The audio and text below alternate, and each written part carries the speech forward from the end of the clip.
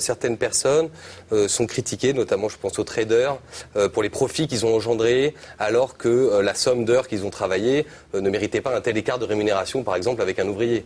Les traders ont beau travailler beaucoup, ils ne travaillent pas 72 heures en 24 heures. Donc pourquoi est-ce qu'ils gagneraient 8 fois plus qu'un ouvrier? Mais peut-être que la part qu'alloue un ouvrier sur son salaire mensuel au jeu, dans l'espérance d'un gain qui est quand même très hypothétique, tout le monde n'est pas turfiste de haut niveau.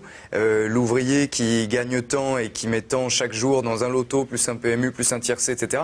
Peut-être que là, il y a quelque chose de condamnable, non?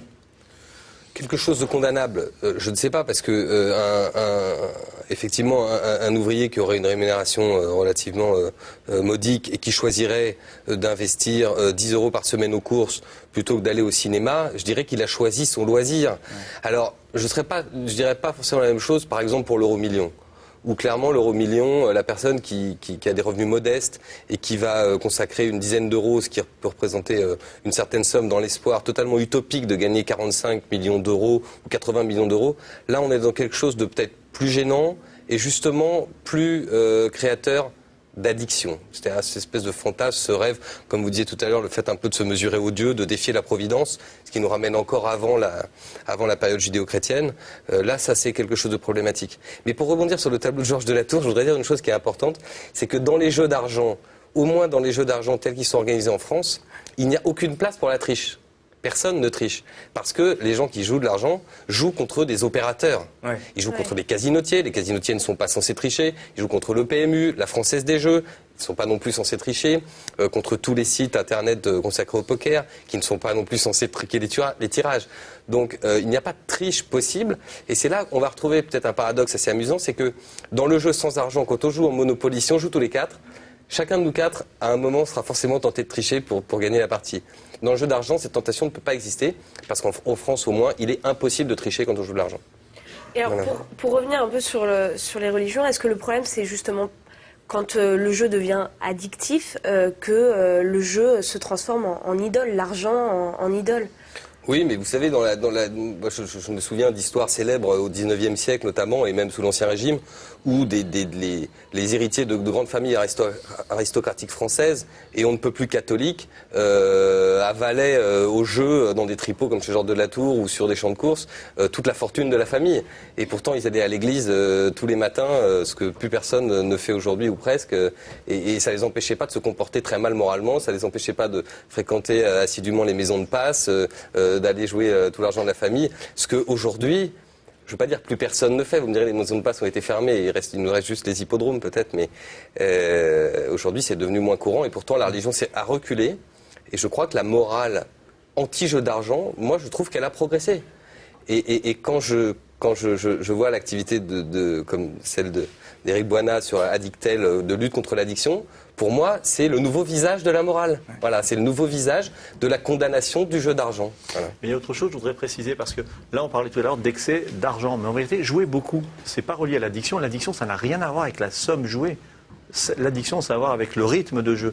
Ne plus travailler et jouer. Donc, il ne faut pas trop ramener la morale, l'argent et l'addiction. Ça ne va pas ensemble. On peut très bien aller dans les tripots, jouer beaucoup d'argent et ne pas être addict du tout.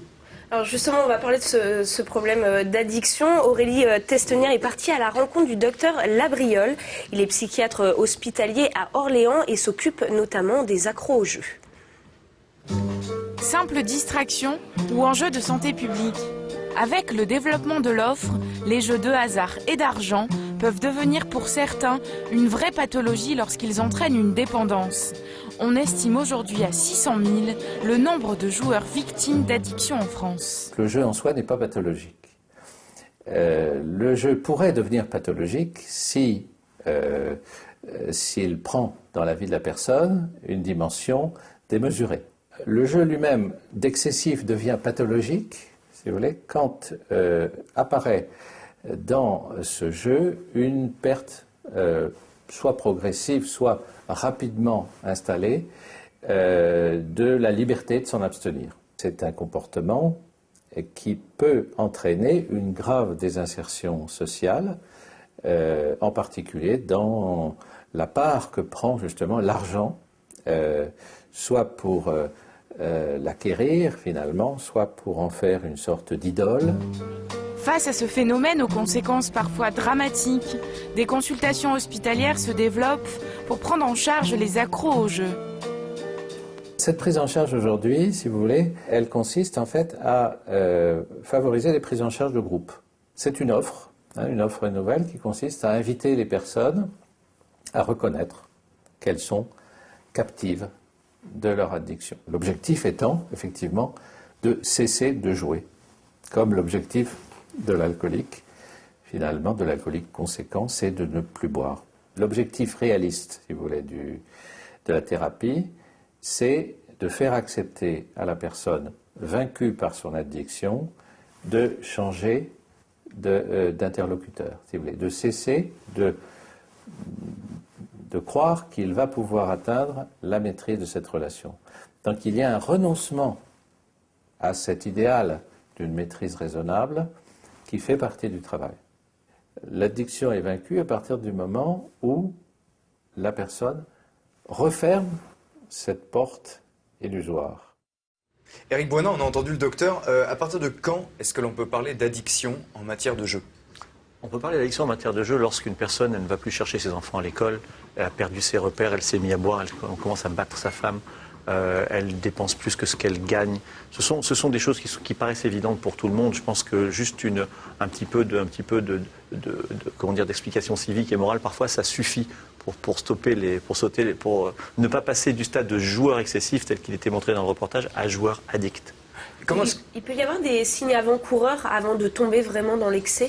En fait, ce qui se passe, c'est qu'il y a beaucoup de gens qui croient qu'il y a une maladie du jeu. Ce que disait bien le médecin tout à l'heure, c'est qu'il n'y a pas de maladie du jeu, on ne l'a pas encore démontré. Et bien souvent, je ne pourrais pas vous dire la proportion, mais au moins 80% des joueurs qui s'adressent à Addictel sont malades avant de rencontrer le jeu. Ils ont déjà des faiblesses, déjà des pertes de repères, déjà des soucis de famille. Et à un moment donné, cette faiblesse, elle se transforme. Ils auraient pu rencontrer l'alcool, ils auraient pu rencontrer le sexe, ils ont rencontré le jeu. Mais c'est très difficile de démontrer qu'un Milborn, qu'une machine à sous va rendre un joueur addict. Enfin, quand on voit par exemple le poker en ligne et ces gens qui s'enferment, qui se connectent sur des poker rooms comme ça et qui y retournent, qui vont se lever la nuit à 3 heures parce qu'on joue à cette heure-là à l'autre bout du monde et du coup vont complètement casser leur rythme et brancher directement leur compte en ligne sur leur compte en banque et voir ces sommes aller et venir, est-ce que là on est dans le cadre de l'addiction ? En fait, si je vous laissais parler encore plus longtemps, vous verriez vous-même qu'on est plus dans un phénomène de mode et dans un phénomène de captation de la jeunesse, de certains jeunes qui ne sont pas prêts encore à avoir des cartes dans les mains. Alors ils n'ont pas de cartes dans les mains, ils vont sur Internet, ça c'est leur territoire de jeu. Et on s'aperçoit qu'avec la médiatisation du poker, en plus c'est pas n'importe quel poker, c'est le poker Hold'em, un poker super simple. Vous avez 2 cartes dans les mains,